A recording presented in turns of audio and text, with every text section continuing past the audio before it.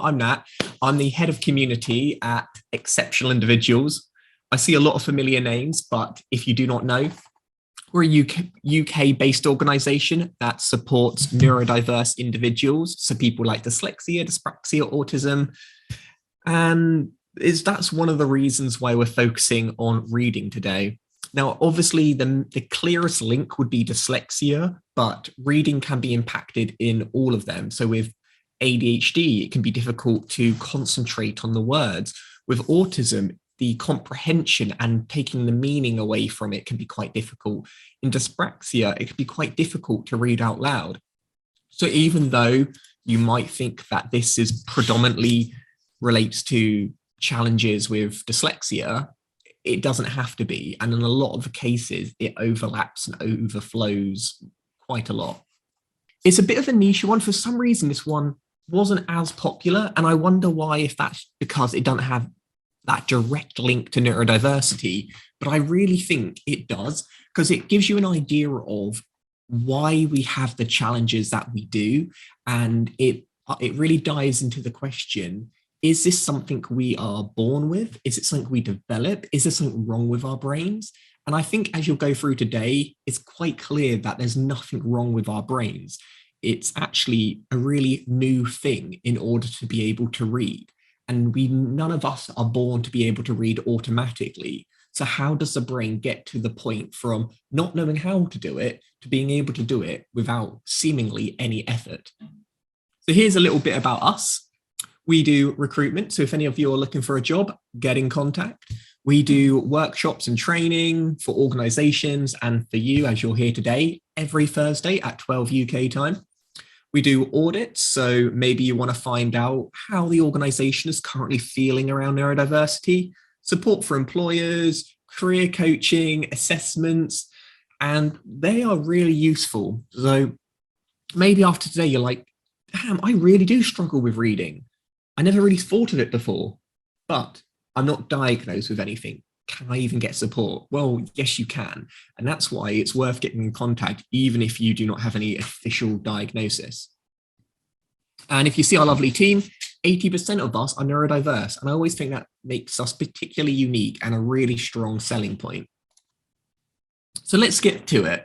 So the first thing we're going to start off with is the simple view of reading. And I think it's probably worth mentioning that I am dyslexic myself, and I learned to read a lot later than my peers. I was like in secondary school when I was able to read kind of fluidly. Oh, hi, Laura. Great to have you. And it's type of thing, I always thought, I was dumb or stupid, but when you really learn the science of reading, then you start to understand why you found it difficult. One of the biggest issues in the education system is that they judge you by testing you. So they'll test you on your reading. And let's say you do not do very well, they'll put you all in the bottom sets. Now, some of you might think that makes sense, right? People who are good at reading, higher sets, people who are poor at reading, lower sets. But what they aren't taking into consideration is reading isn't a one-step process. It's a two-step process. So the first step is decoding. Are you able to solve this puzzle in your head? And the second step is your language comprehension. How much do you actually understand? And those are two separate but integral parts of reading.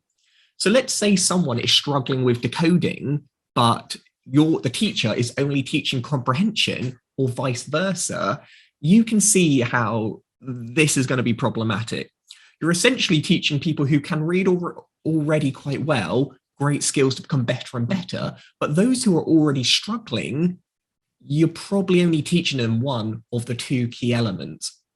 So in an ideal world, you would have different sets depending on the areas which you are finding difficult. Is it decoding, which dyslexics typically struggle with, or is it language comprehension, which those with autism can sometimes struggle with, but it's not unique to those different ways? So this is a little code here, which was a formula that was, I think it was created in 1987, but became popularized in 1990. And it's been pretty much widely agreed upon that this is the formula to how to read effectively. but we're going to break it down because it's really interesting and there is a lot of science that backs this up. Now, on this graph, this kind of shows you where your abilities are. And I want you to put a little dot on which one you think you fall into the best, if you're able to. So in the top left-hand corner, we have dyslexia. So you have good comprehension, but not very good at recognizing words. So for instance, you might struggle to read, but if you were able to read it, or if it was said to you, you'd be able to understand it. On the other side, on the right side, you have your typical reading ability. These are people who are pretty good at understanding and also pretty good at processing words. So if you're like, you did okay, you weren't ever amazing at it, but you kind of got by okay. The bottom left corner is the general reading disability. So these are people who struggle with both decoding and comprehension. So you wouldn't be dyslexic. And I think this is one of the biggest misconceptions of dyslexia. People always think it's about not being able to read. Absolutely not. People with dyslexia can read, but typically they'll struggle when it comes to the word recognition process. And the last little quadrant, oh, Sanjan, I'll get to that in a second, is hyperlexia. Now, you may have heard of this hyperlexia. It's sometimes seen as the opposite of dyslexia, but not quite. In many ways, it's like you're ridiculously good at processing words, but when it comes to comprehension, can really struggle. You know, it's kind of more closely related to autism than it is dyslexia, but typically when you're younger, you'll be able to do processing way beyond your peers. But as you get older, it kind of levels out a bit. Now, Sanjan just asked the question, what is decoding?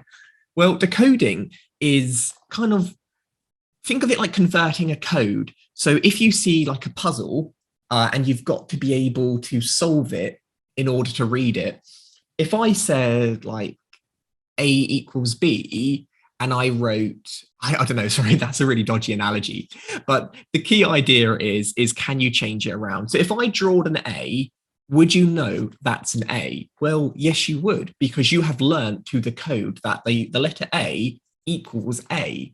But if I did like a weird squiggle you've never seen before, you wouldn't have that like knowledge inside your head in order to work out what that squiggle is. I am going to go into more information about this, so do not worry if that didn't make complete sense.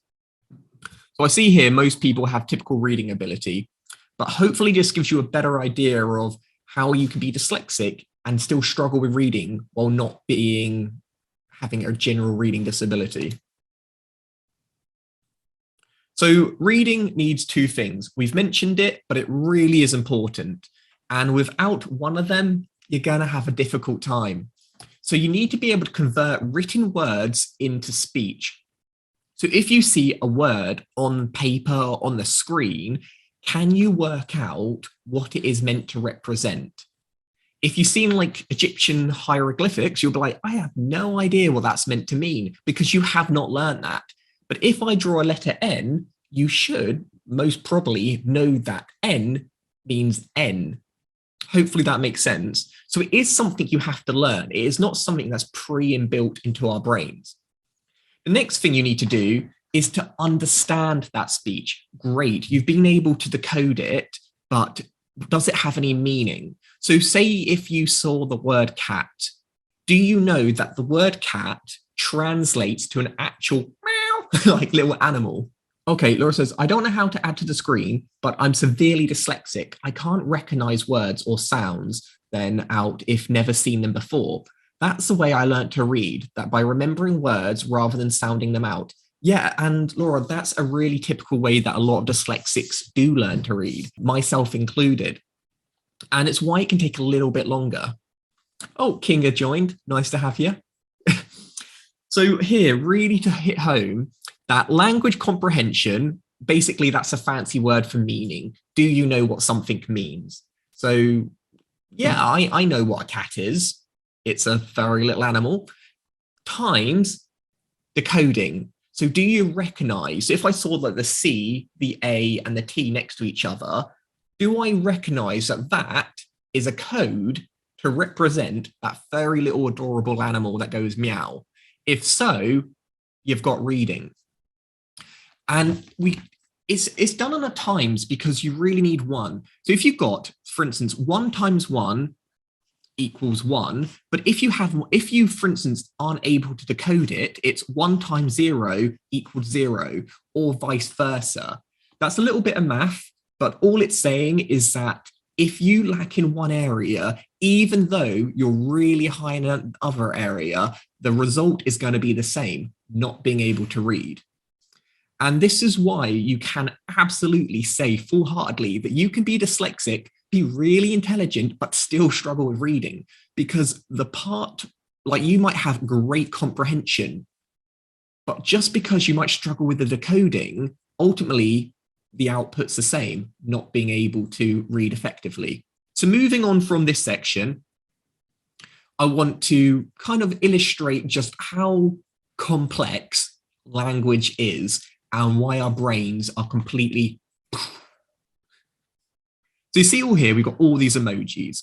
If written words were pictures like emojis, one for each spoken word, children would need to learn about 50,000 different pictures in order to be able to read, like, on the average spectrum.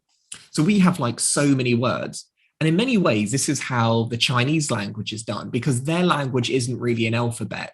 We have lots of different sounds which we put together to equal different words. So it is very much about decoding. If I have ka and at together, that's 2 different sounds that equal cat. But say in China, you would just have like a little image and you would have to remember that image. So very different languages. And the reason why, well, English is easier than Chinese, in my opinion, is because you do have those different words. But the reason why English is way more difficult than, like, say, Finnish is because we have quite a lot of different sounds. I want to say 42 or 43, but I will be able to confirm that in a second. Okay, this is quite interesting. I noticed my daughter looks at the pictures while reading a story and then looks at the story. Then she would say it out loud, at times mumbling/confusing as she's not sure what she's reading. If the same word will reappear in the story, she will struggle to say the word.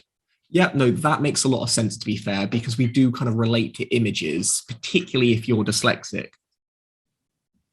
Yes, 44. I'm going to say I said that a minute ago.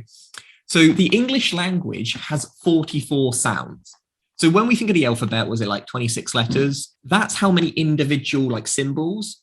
But essentially it's 44, because it's 44 sounds that we have in order to create any word you could possibly imagine in the English language. Different languages have different amounts of sounds, but this is the amount that we typically go with. So if you can look here, you might have seen some of these like weird little characters, if you've ever looked in a dictionary and think, I have no idea what they mean. They're essentially a way of showing each individual sound. And these sounds are what make up the code. So it does look a little bit codey. Well, let's dive in deeper a little bit more on that, because I think it's something which I've always wanted to know about, what do those little images actually mean, but never had a clue, to be honest. So we know that decoding of text plus understanding, so comprehension, equals understanding. Try to decode the below, and we don't have long. Look at this and try and work out what the code is. Top tip, it's right to left. All right. If any of you got that correct, I'll be amazed, because it was a really short time. But the correct answer was Kit ran and hid. Now, it looks like I don't think anyone got that right. And I honestly do not blame you, because it was not a very long time. But hopefully you can kind of see the point I'm making. It's that text was gobbledygook, right? It made no sense. It was a completely made up language. But because you had a code which kind of allowed you to do that conversion, if given enough time, you would be able to convert it. And that is basically how children read. There's this language which is completely made up to them, but bit by bit, they'll learn what each letter means and they'll be able to work out that decode. And the more and more you do the same type of decoding, the quicker you get, eventually equaling being able to read. However, if I gave you that puzzle and I did not give you the code, just that kind of gobbledygook language, you would not be able to work it out. So this is why being able to decode something and being able to understand the finished product means you'll be able to read. Sanjan, I found that so difficult. Honestly, me too. And I felt really guilty for giving that task to all of you. It's, I think the time didn't help as well, but it was more for illustrative purposes. So I wouldn't beat yourself up about it. So great. We know the code, but you also need the vocabulary and the background knowledge. And this is another really good point. So you've got this code, you've been able to work it out, but does it make sense to you? And obviously I know what it makes sense, but we have so many different vocabularies. Like if you were to go into a law room and listen to some of their vocabulary, or go to a medical profession, people use different terms that you would never be aware of. In the bloody professional world, everyone loves like shortening words down to 3 letters. And unless you know, you do not know. So a good example of this is the next question. And all I need you to do is to read what's on the screen and tell me what the hell they're talking about.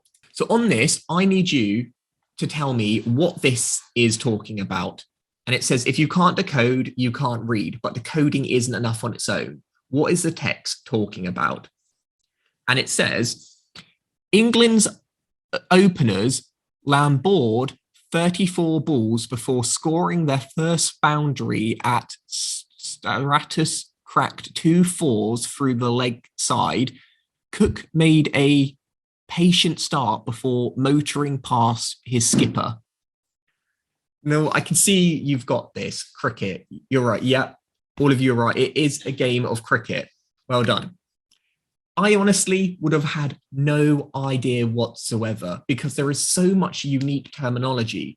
So yes, I could read it. For instance, I mean, you saw I struggled, but in principle, I could read it. I could use the different sounds, join them together, work out this mysterious code, but ultimately, I've still got the issue of not being able to understand the meaning behind it. And this can be quite difficult. So you really do need to work on both 2 pillars in order to get to the final destination. Nice, one of you put cooking. I probably would have put something like that too. Sanjan, I don't know anything about cricket. Me neither. That's why I put a little bug up the top. Oh, that's why I put Jiminy Cricket on this slide. Do you know, I was wondering this morning and I couldn't think out why I put that GIF. So you know the code, but you also need the vocabulary and the background knowledge. So a great example is the word cricket. Well, you might be able to read the word cricket, but on its own, it's not enough information because it could be a bug cricket or it could be the game cricket. You need additional information in order to make sense of it. And with the English language, typically when you read a book, it will not give you all the information, but it will give you kind of the context in order to take your best guess. So if I'm like, say, I was outside and I stepped on a cricket, well, it's not saying it's the bug, but you can probably work it out because you know the context. Or I can't wait to go to the cricket later. Again, you can probably work out that we're talking about sports. So context is also really important. On this, all I need you to do is rate left to right which category you think it falls into the best. So we've got which one is more related to either language comprehension or word recognition. So on the left is language comprehension. Remember, that just means, do you understand it? And on the right, word recognition. So decoding, can you work out what they're trying to say?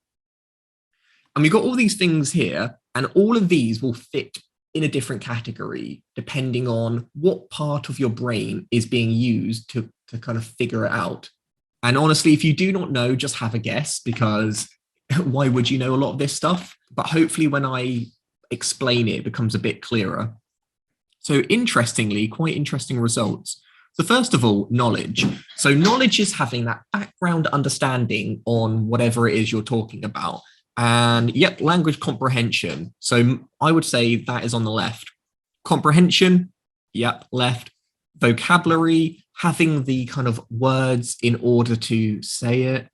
I would also say that's comprehension, because again, depending on what words you use, you might understand it, you may not. So I would actually think that's left. Sentences, yep, comprehension. Gist. So the gist just means is, are you able to work it out? Remember, like talking about standing on a cricket, I'm not actually saying anything about the insect, but you get the gist and you'll know that I'm probably am talking about that. And then when it comes to word recognition, this is when it comes to using sounds, letters, and words. So I try to make this as easy as possible. The first few are language comprehension, and the last ones are word recognition. Now, the next I want to introduce you to this, theory or illustration, which has been really useful in helping me understand. And it's called Scarborough's rope. It's a metaphor to developing reading skills. And hopefully it's a nice visual way of talking about what I have been talking about already in a way which you can kind of really stick in your brain, because to be honest, it is difficult.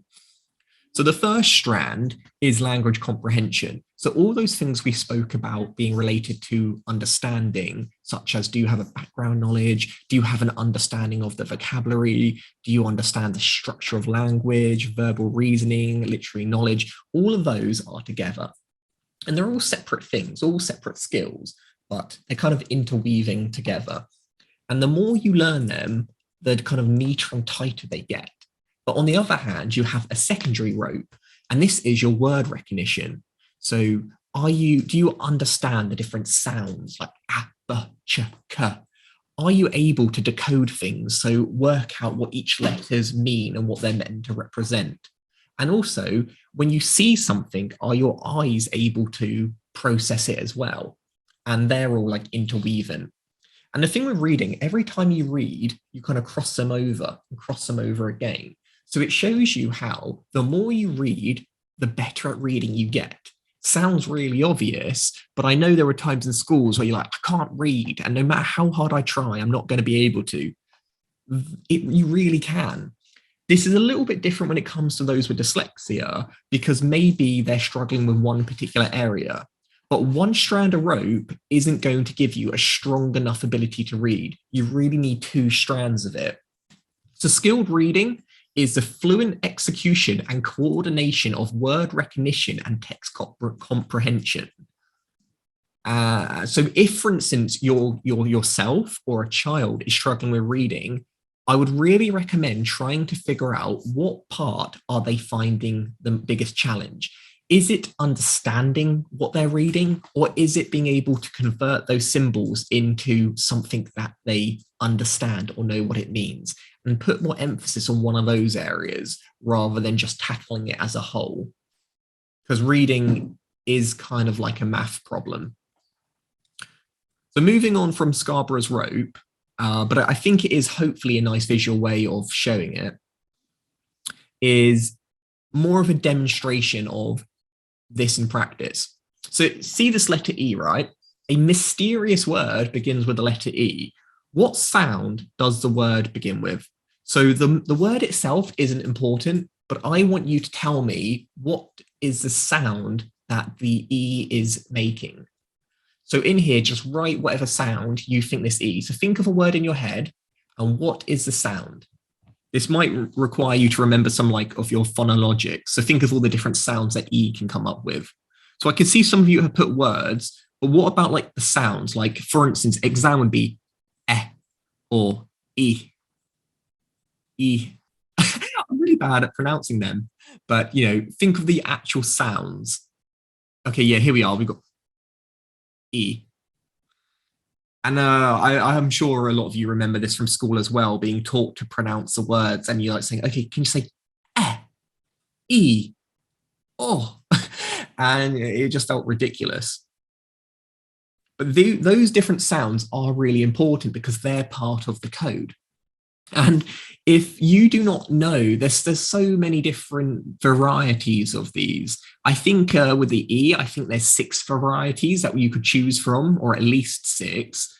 And you kind of have to know which one is used for which. So at some parts of the English language, you kind of do need to have that good working memory, which those with dyslexia or dyspraxia typically struggle with. So it's not surprising that this element of reading can take a little bit longer to really grasp and get to hands with. April says, one word that begins with E, but have an I sound is I. Yeah, that's true. Here is some examples. Oh, but Brenda says, my native language is Spanish and there's only one pronunciation for each vowel. So learning English was difficult because of this. Yes, that is true, Brenda. And the same with Portuguese, isn't it? That every letter has the one sound and one sound only. But in English, let's take E, for example, has 6 different possibilities. So you're reading a word like eat. Now, we know that's how you pronounce it. But if you're a child or someone who's learning English for the first time, you need to work out what E is it. There's end, eat, I, English, early, ate. They're all different sounds, yet they all start with the same letter. It's really confusing. You can't just learn that E makes the E sound in end. There is a specific pattern for each word. There are hundreds of them. So when we think of you learning a language, or well, English for this example, we think, okay, 26 letters, so many words, but actually it's a lot more than that. Each individual letter has its own whole array of sounds, and it isn't just 6 for each and every one. Each letter has a different amount of potential sounds that they can make up. And then you have the fun thing of putting 2 together, which then can create additional sound. But you're probably thinking, okay, Nat, this is all well and good. You're telling me how bloody difficult it is to read. How is this going to help me? Well, now it's about understanding why practicing does help you. People with dyslexia will always have dyslexia, but people who practice reading can get better at reading, because the way that the brain reads is very much like building muscle. So I don't know if any of you know much about like muscle building. You can tell I do, obviously. Is that when you work out, your muscles kind of break, right? And they kind of build back stronger, like thicker tissue. And the more you break it, the thicker it gets. And the same happens with reading. So when you're kind of reading, it's kind of creating new pathways in the brain from your visual part of the brain to your kind of reasoning side, and that gets stronger. And every time you use that pathway, it gets thicker and thicker and thicker, into the point it's a really sturdy kind of like cable in your brain. And this is why, as you get older, things get easier, not because you just suddenly got smarter, but because the pathways that your brain uses gets kind of stronger and stronger. Another way of looking at this, if you've ever been on a nature walk and you'll notice some paths, there's no path at all because no one walks along it. And other paths are so worn down that it's just like really muddy and you can see the stones at the bottom. And that's because lots of people have used that path. And just kind of think of that analogy as that worn down path is someone who has read a lot, because it gets stronger and stronger over time. So each time you learn a new connection, a part of your brain gets rewired. For example, when you learn the sh stands, SH stands for sh, sounds at the start of ship, a tiny part of your brain gets rewired. So the more you practice, the more your brain is creating new pathways in order to solve these problems in the fastest way possible. Sanjan says, I stopped leisure reading when I realized I might be dyslexic. I still read factual, but it's difficult. And I think, you know, that it is always going to be difficult. This isn't something we're able to get rid of, but it is something which you can improve or you can make easier. The time it takes to create those stronger pathways will take longer for someone who is dyslexic than someone who is not, but it does not mean it's impossible. So if someone says you can absolutely read, well, you can, but it is going to take you longer and you are going to need that extra level of patience. Laura sent a video. I can't view it now, but I'll watch it later if that's okay. But the rest of you, I recommend giving it a check out. So now we know how the brain is creating these pathways, these super muscles. It's also worth seeing the science behind it. How is the brain, what's actually happening in the brain when you read? Because, you know, a lot is happening. So this image here is a time lapse showing the brain of someone who is speaking, not reading, speaking. The activity starts out in a small spot, right? So this red stuff is the activity. And you'll see that as someone starts talking, the brain starts really lighting up and it starts getting redder and redder. This is the amount of like neurons flying around. This is the activity really lightening up. But you'll also notice that the back part of the brain here, the rear of this section, is completely dark. Now remember that because that will be useful in the next section. Now we've moved on to the written world. And this is the same kind of illustration of how the brain lights up when it comes to reading. This time the activity starts at the back, along the bottom and into the middle. The middle is responsible for speech. A written word triggers speech. This section, weirdly enough, I don't know why this is, but our visual information that comes through our eyes actually starts at the back of our head. And the body's like, okay, I've got this information. Now I need to send it to the middle part of the brain, which is able to process it and turn it into something actually useful. Now that seems reasonable enough, but that pathway does not exist. That part, you know, we talked about that really worn down track. It does not exist when you are younger, and you have to make that pathway. So speech is a very natural thing that has kind of always been in humans. Well, for as long as important, really. But reading is still a relatively new thing. So every time a human little baby is born, they will have to recreate that neural pathway every single time until it becomes really worn down and becomes a regular part of your brain makeup. I'll go into a bit more detail because I do appreciate this is a bit more difficult than most of the webinars, but hopefully I will be able to get some understanding by the end of it. So between these visual and spoken language zones is a critical switchboard. It's called the visual word form area. So remember I said at the back part of the brain, this is where the vision comes from. So let's say on a bit of paper, you see a word, cat. Then the brain thinks, okay, we've got some information. I need to decode it, work out what it's trying to say. And then it sends it to the part of the brain which decodes it. And it keeps going on a little pathway. So they are separate parts of the brain. But when you are younger, this little pathway here from the visual cortex to the middle part of your brain, which does all the decoding and like kind of comprehension, does not exist. So it's this little arrow here is the one that you need to work on like a muscle and get it stronger over time. Now, let's see if any of you are able to remember that. So on this brain, I just want you to put a little pin on the part of the brain which is responsible for processing the visual parts, so the visual cortex. I know, sorry, I hate doing all these pop quizzes, but it's a good way of understanding if anyone's actually following along. Okay, oh no, we're doing good. Yes, okay, I see two, yeah. So it's the back part of the brain. Always try to remember it that it's where your eyes are, it's the opposite side. I don't know why the brain decided that would be a good place to put it. It's the longest journey it could possibly do, but that's where it is. So information comes in at the back, and then it gets passed through to the big squishy part of the brain, which is able to turn it into something that we actually understand. And because it is a little bit of a journey to get there, it can take a bit of time.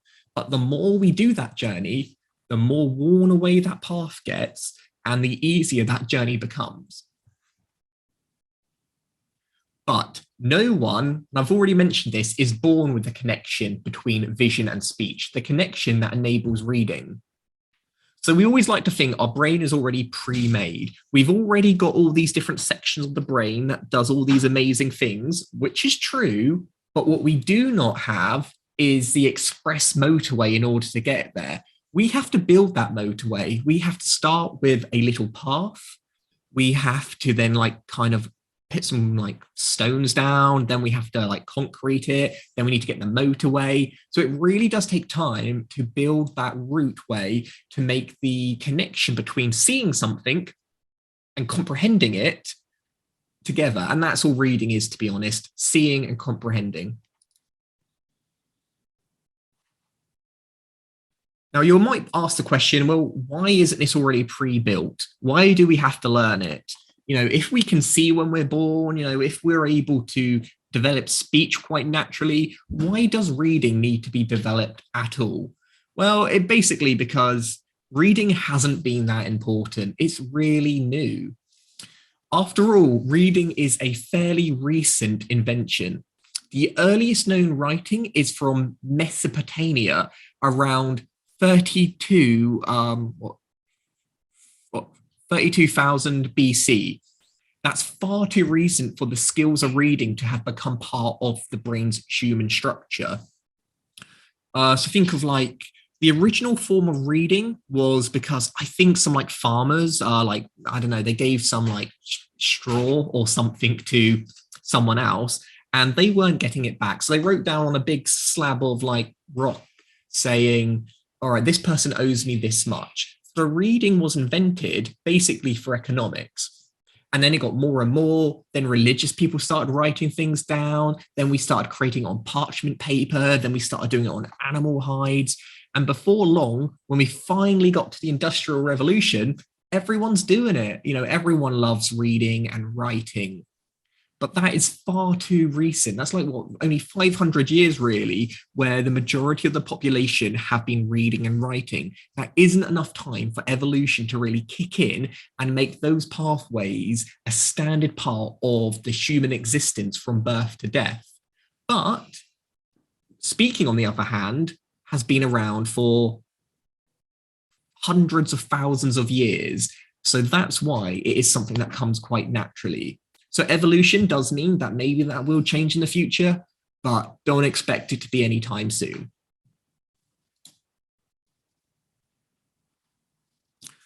Okay, I want you to, moving a bit, is look at this homemade part of your brain. So this part of the brain that you have created. If you were able to read anything I've done today, you have created that yourself. It wasn't destined to be a thing, you created it. And the purpose of this exercise is to show you how flexible and malleable the human brain is. Because remember how we talked about decoding. So if you see the letter C, can your brain work out it's a letter C? Yeah, great. But if the C is moving, can it work it out? If it's going up and down, if it's slowly writing out, if it's flashing, typically, yes, the brain can read it. So it really is an amazing thing. And it's just really, it mind-boggling really, that no matter which way you do it, even if you turn the letter upside down, the brain is still able to work it out because you have gotten so used to that particular letter that the brain has worked out multiple ways that it could possibly be positioned. You know, same with like using fonts. Some fonts are easier to read than others, but mostly we're able to read it because it's just the brain kind of reprocessing the code that we need to interpret it. So when people say, oh, what's this dyslexic font? Well, it works because the brain finds it easier to make that little decoding, that connection. But some fonts just are not dyslexic friendly, but maybe that's a webinar for another day. Type the third handwritten word. So on this writing, I want you to just write down what the third word is. So we're talking about this one here. Read. Yes. Oh, all of you got it right. Amazing. And you think that doesn't seem like such a big deal. Well done. But it honestly is incredible because every single person's handwriting is different. And some like letters look so similar to others, yet your brain is still able to decode it and work out what it's trying to say. And the more you read, the more you write, the brain is continuously refreshing its database of all the possible types of writing, font, movements that that word could possibly mean. But someone with dyslexia, for example, may struggle to do that. They might look at the handwriting and the amount of like small differentiating like sections, the brain has like less of them. So it can be very difficult to work it out. Essentially, it's like you'll feel like you're reading a doctor's note on every bit of text you see. So now we've been like honoring the human brain and how amazing it is. I want you all to try and read this. Sanjan says, I struggle reading very slanted handwriting. I don't know how people managed it in the 18th century. It's true, they did write a lot of that. Laura says, I worked it out by looking at the other words around it.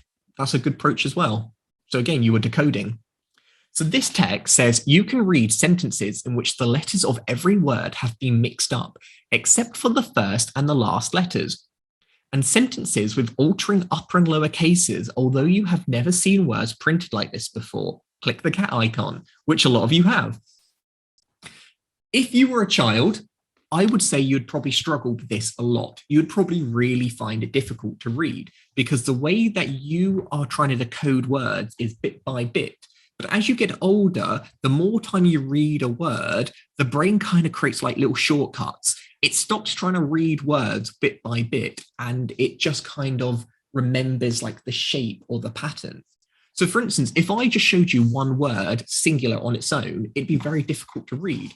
But when you're reading them all together, there's a certain flow. Your brain is able to kind of guess what word is going to come next. What word is it used to seeing? It's really incredible, actually. And it's why that no matter what format words and pictures are shown in, mostly you'll be able to work them out because your brain has already created such a huge database of solving these complex problems that it comes quite naturally. Honestly, I think it's incredible.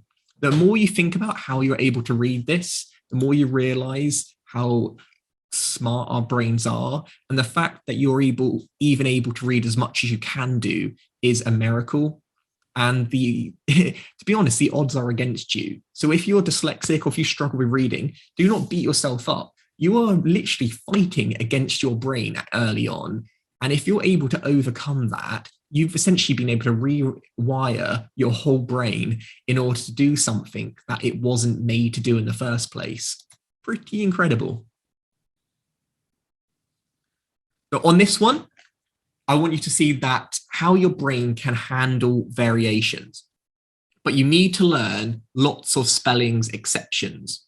So on here, I want you just to click the ones that you can read. In basics, if you can read the below, you have learned all 6 visual to speech connections. And this is something that a lot of people with dyslexia struggle with. Because if you see here, there's just so similar. And I honestly struggle with them. I'm able to read them in context, in a sentence, but individually, I think I would really struggle. So I'm going to try read them out for you now, but bear in mind, I really do struggle. Is it though, through, rough, cough, fought, borough or bought? Near enough. I'll give myself that because no one here can correct me. But you can see how they're very similar, but they all have very different sounds. So if you're able to learn those sounds and you've been able to decode and do comprehension, you've basically mastered the English language.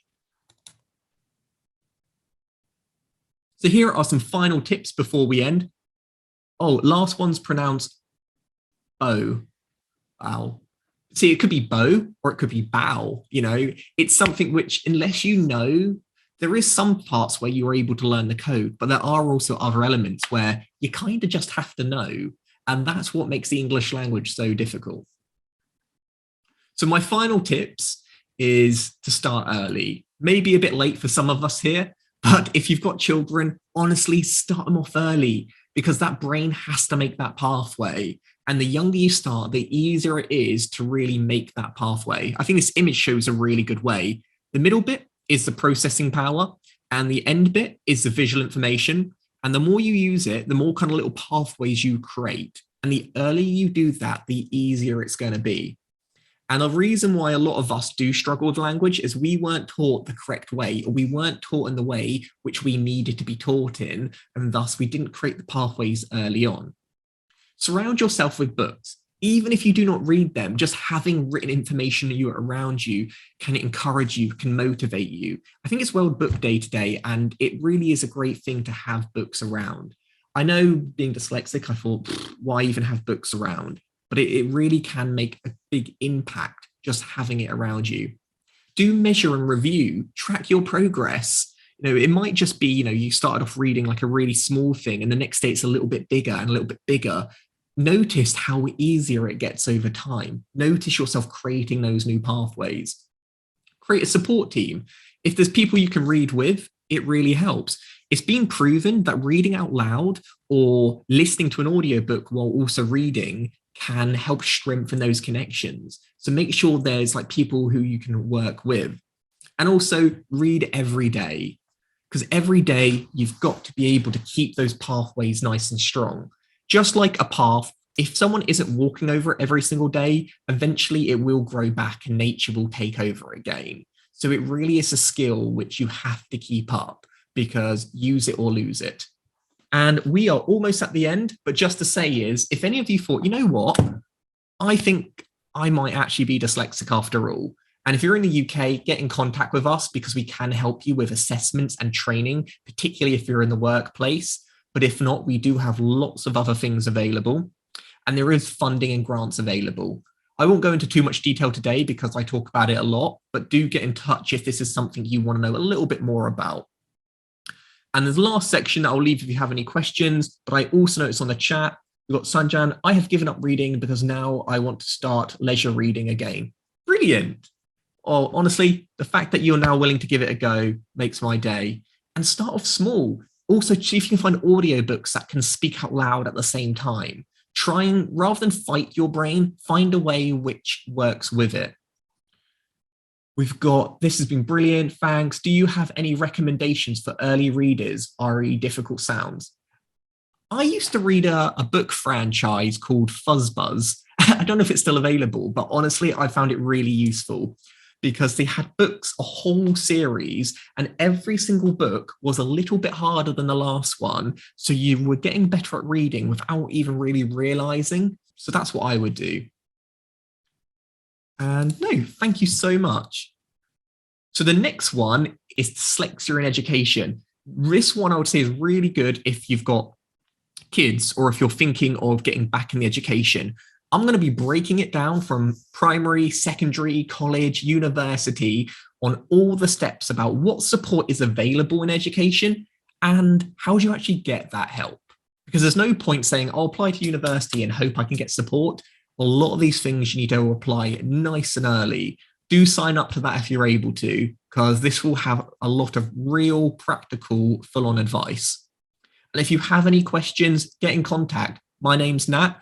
NAT, you can just message me at nat@accept.co.uk or message the team, and we'll always be more than happy to support you. I was understand that audiobooks is a great tip, and honestly, you can. This is something which I'm particularly proud of myself. I still struggle with reading, right? But I'm actually reading War and Peace at the moment. Honestly, one of the biggest bloody books ever, and I'm reading it. And I'm absolutely loving it. And I'm using audiobooks to help me along that. So do not think that you can't do it just because you find it difficult. Laura says, if you download Alexa on your phone, you can get it to read things out. Yep, I use that all the time for books. Brilliant. Well, I really hope you found that useful today. I've really enjoyed doing this one.